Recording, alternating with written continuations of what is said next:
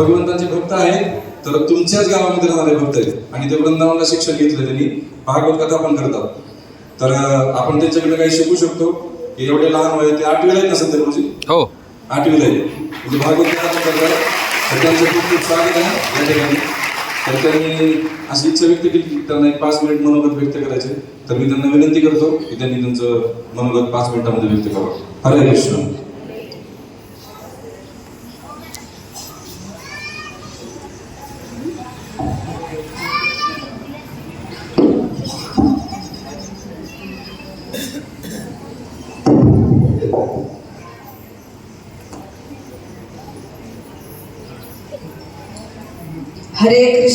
हरे कृष्णा कृष्ण कृष्ण हरे हरे, हरे राम राम राम हरे हरे. हरे कृष्णा. तर आज सर्वजण आपण येथे जमलेलो आहोत तर ती भागवत कथा ऐकण्यासाठी. तर सर्वात प्रथम मी आई जगदंबेच्या चरणी दंडवत प्रणाम करतो. आणि आज आपण येथे सर्वजण जमलेलो आहोत तर ती भागवत कथा ऐकण्यासाठी. कारण भागवतात पण असं वर्णन आलेलं आहे भागवताच्या महात्म्यात की एतस्माद परम किंचित मनः शुद्धेन विद्यते जन्म जन्मांतरे भवेत् पुण्यम यदा भागवतम नवेत्. जेव्हा आपले जन्म जन्मांतरचे पुण्य उदय होतात त्यावेळेस आपल्याला श्रीमद भागवत कथा ऐकण्यास मिळते. आणि भागवत कथेत सुद्धा असे संतांविषयी काही काही महत्व आलेले आहे. संत संगतीच्या फायदे सांगितलेले आहेत.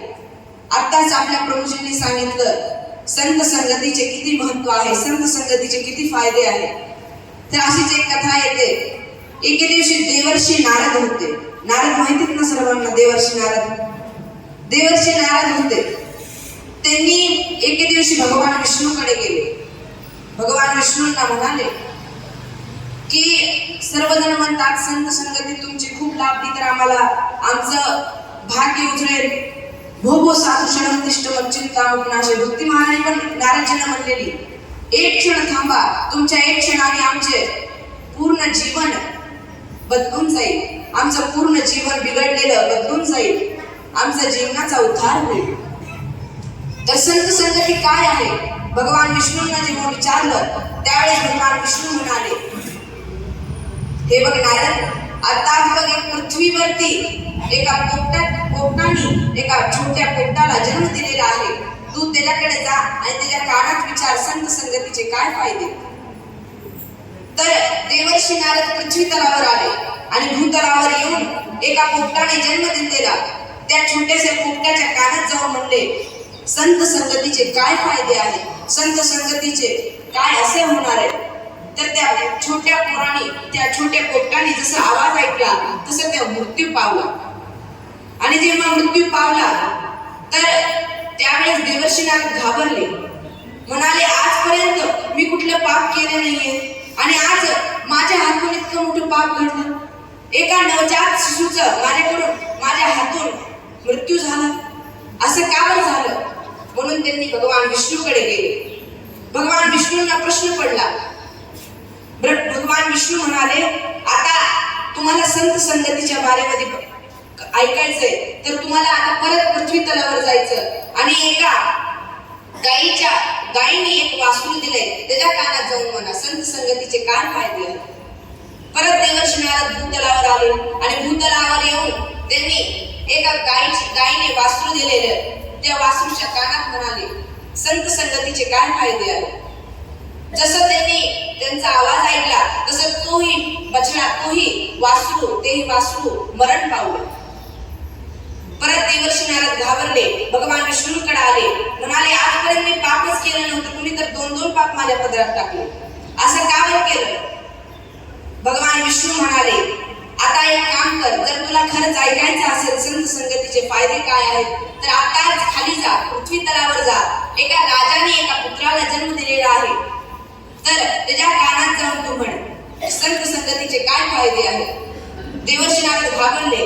आता म्हणाले गायीचे वासर मरण पावलं, तिने काहीच केलं नाही. पोपटाने पोपटाचा जन्म झाला आणि त्याच्या कानात जाऊन म्हणलं तो मरण पावला तर त्यानेही काही केलं नाही. जर आता राजाच्या पुत्राच्या कानात जाऊन म्हणलं आणि तोही मरण पावला तर आता तुम्हाला कोठडीत टाकेल, मला जन्मभर त्याच कोठडीत राहावं लागेल. म्हणून मी नाही जाऊ शकत. भगवाननी त्यांना समजून सांगितलं काहीतरी एकदा जाऊन तर बघा. म्हणून देवर्षी नारद भूतलावर आले आणि भूतलावर येऊन परत राजाच्या पुत्राच्या त्यांनी कानात म्हणाले संत संगतीचे काय फायदे आहेत. तसे ते पुत्र म्हणाला की देवर्षी नारद मी सर्वप्रथम पोपटाच्या गर्भातून जन्म घेतला त्यावेळेस तुमच्या स्पर्शाने माझा उद्धार झाला. पोपटाच्या योनीतून पुढे आलो तर वासरू बनलो. वासरू बनल्यावर तर तुम्ही मला स्पर्श केला तर मला त्या योनीमध्येही उद्धार झाला. पुढची योनी मला मनुष्य योनी मिळाली आणि आज मी तुमच्या कृपेने ब्रह्मस्वरूप झालो. इतके महत्व संत संगतीचे आहे. आणि आज आपण सर्वजण येथे बसून भागवत कथा ऐकतो तर या भागवत कथेतही संत लोकांचे खूप महत्व सांगितलेले आहे. आपल्या या महाराष्ट्रातही आपल्या या पुण्यभूमीतही खूप थोर संत होऊन गेले. उलट आपल्या महाराष्ट्राला संतांची भूमी असेही म्हणतात. ज्ञानेश्वर माऊली, तुकाराम महाराज, नाथ महाराज, एकनाथ महाराज, निवृत्तीनाथ महाराज खूप मोठे मोठे संत झाले आणि संत संगतीचे फायदेही सांगितले. आणि आपल्याला जितकं होऊ शकेल तितकं संतांच्या संगतीत राहायचंय, जितकं होऊ शकेल तितकं नाम जप करायचं. कारण हरिपाठातही सांगितलंय नाम संकीर्तन हरिनामाची जोडी.